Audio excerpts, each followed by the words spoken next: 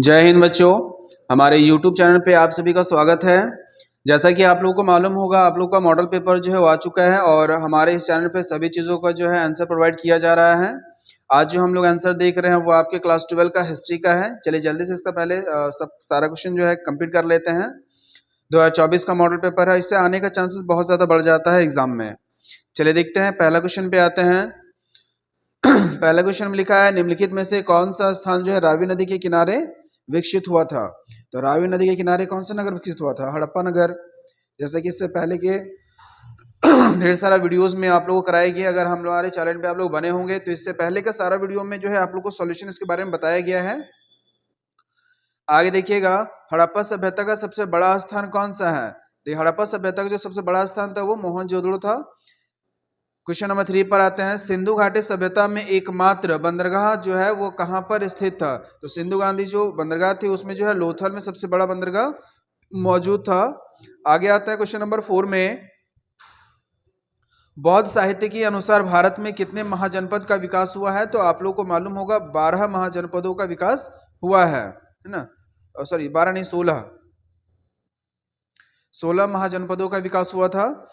Question number 5 पे आते हैं। लिखा हुआ, दक्षिण भारत में स्थित भारत का एकमात्र महाजनपद कौन था? अस्मक।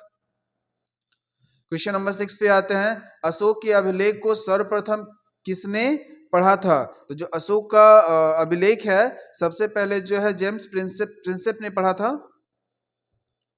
ये सब जितना भी क्वेश्चन है ना वो सारा क्वेश्चन जो है हम लोग पहले ही कंप्लीट कर लिए हैं। हमारे इस चैनल के प्लेलिस्ट में जाकर आप चेक कर सकते हैं, सारा का सारा जो है कंप्लीट कराया गया है। क्वेश्चन नंबर 7 पर आते हैं, इंडिका की रचना किसने किया था? यानी इंडिका किसकी जो रचना है? तो इंडिका जो है वो मेगास्थनीज की रचना है।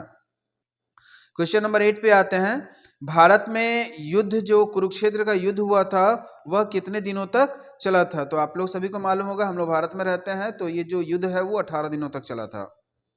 आगे आते हैं क्वेश्चन नंबर 9 पे। 9 लिखा हुआ है कि स्तूप किस धर्म से संबंधित है? तो स्तूप का जो संबंध है वो आपका बौद्ध धर्म से संबंधित है। क्वेश्चन नंबर आते हैं 10 पे, महावीर स्वामी का जन्म, यानी महावीर स्वामी का जो जन्म है वो कहाँ पे हुआ था? कुंडग्राम में हुआ था, ऑप्शन नंबर बी। आगे देखते हैं, क्वेश्चन नंबर आपका 11 पर आते हैं। क्वेश्चन नंबर 11 में लिखा हुआ है, मुक्तदाता की कल्पना जैसे कि बौद्ध धर्म की किस शाखा में किया गया है? तो यह शाखा है वो महायान की शाखा में किया गया है इसका। क्वेश्चन नंबर आते हैं 12 में, पुराणों की संख्या कितनी है? यानी पुराण की जो संख्या होती है, पुराण यानी कि किताब, जो पुरानी किताब नहीं, पुराण जो एक ग्रंथ आती है उनकी जो संख्या वो करीबन 18 है। क्वेश्चन नंबर 13 में आते हैं। 13 में लिखा हुआ है, अलबरूनी किस भाषा का जानकारी नहीं था? मैंने अलबरूनी को किस भाषा का जानकारी नहीं था? यूनानी भाषा का जानकारी से नहीं था। क्वेश्चन नंबर आता है, इबन तुता ने किस पुस्तक की रचना किया था? तो इन्होंने जो रिहला का रचना किया था। ये नया क्वेश्चन, इससे पहले जो हम लोग नहीं देखे इसके बारे में। पीर का अर्थ क्या होता है? तो पीर का अर्थ जो होता है वो गुरु होता है।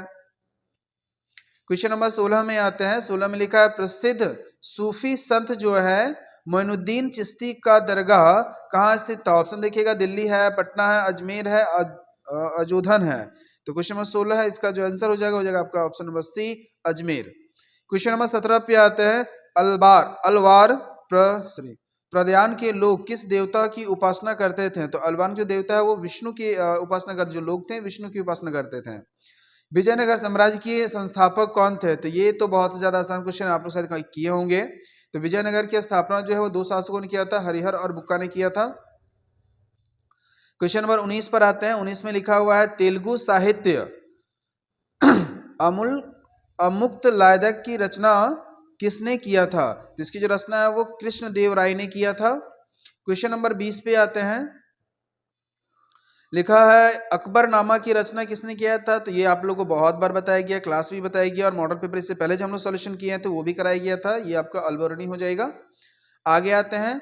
आगे आने से पहले आपको एक नोटिस देना चाहते हैं, हमारे जो ये यूट्यूब ग्रुप है, ये यूट्यूब का ये जो समूह है हमारा, इसमें हम लोगों ने आप लोगों के लिए सबसे ज़्यादा इंपॉर्टेंट क्वेश्चन लेकर आए हैं और जो जल्दी ही यानी जनवरी के फर्स्ट सेशन से आप लोग को स्टार्ट करवा दिया जाएगा जो ऑब्जेक्टिव के लिए, और वो 30 का 30 उसी से आने वाला है।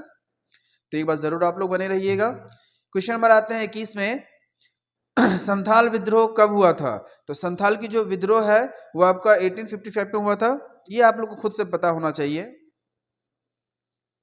क्वेश्चन नंबर 22 पर आते हैं। 22 में लिखा है दामिन अ कोह क्या है? तो दामिन है जो कोह है इसे कहा जाता है संथालों की भूमि, यानी संथालों की भूमि को ही कहा जाता है दामिन अ कोह। ठीक है।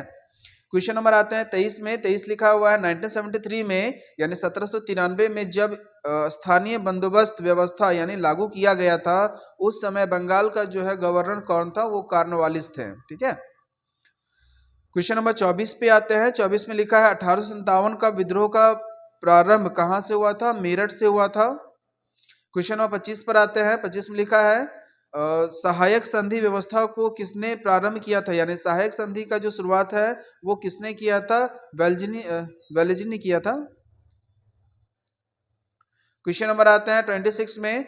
चोरी चोरा हत्याकांड जो है वो कब हुआ था? चोरी चोरा हत्याकांड जो है वो फरवरी 1922 में हुआ था। आपको मालूम होगा चोरी चोरा हत्याकांड जो है वो आपका चोरा चोरी के स्थान पर हुआ था। गांधी जी ने इसके बाद सविनय अवज्ञा आंदोलन को वापस ले लिया था।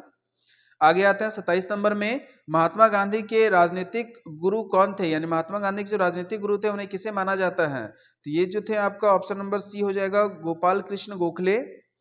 भारतीय संविधान सभा के अस्थाई अध्यक्ष कौन नियुक्त हुए थे? यानी कि भारतीय संविधान के जो अस्थाई अध्यक्ष थे वह कौन थे? तो राजेंद्र प्रसाद थे। ऑप्शन नंबर 1 हो जाएगा। क्वेश्चन नंबर आते हैं आपका 29 पे। भारतीय संविधान कब लागू किया गया था? देखिए बना कब था, लागू किया गया था कब, ये दोनों अलग अलग सवाल होता है। इसे लागू जो किया गया था 26 जनवरी 1950 में किया गया था, लेकिन इसका जो पूरा बनकर रेडी हो गया था नवंबर 1949 में हुआ था। ठीक है, 49 में, यानी कि पहले ही रेडी हो चुका, दिया ही नहीं ऑप्शन में यहाँ पे। क्वेश्चन नंबर 30 पर आता है और ये आपका अंतिम सवाल है। लिखा है संविधान के निर्माण में कितना समय लगा था? तो संविधान के निर्माण में 2 वर्ष 11 महीने और 18 दिन का समय लगा था। मतलब 2 साल 11 महीना 18 दिन का समय टोटल लगा था। ऑप्शन नंबर हो गया सी। तो हम लोग जो अभी देखे हैं ये आपका टोटल जो है हिस्ट्री का सॉल्यूशन है। इससे पहले इकोनॉमिक्स का सॉल्यूशन आप लोग को कराया जा चुका है। जल्दी ही क्या है कि आप लोग का जो मॉडल पेपर आया हुआ है 2024 में, ये 24 का पूरा तैयारी करवाने के बाद आप लोग के लिए अलग से कुछ इंपॉर्टेंट क्वेश्चन जो इस बार एग्जाम में एकदम आने ही वाला है, वह सभी क्वेश्चन करा दिया जाएगा। फिर मिलते हैं नेक्स्ट वीडियो में। जय हिंद।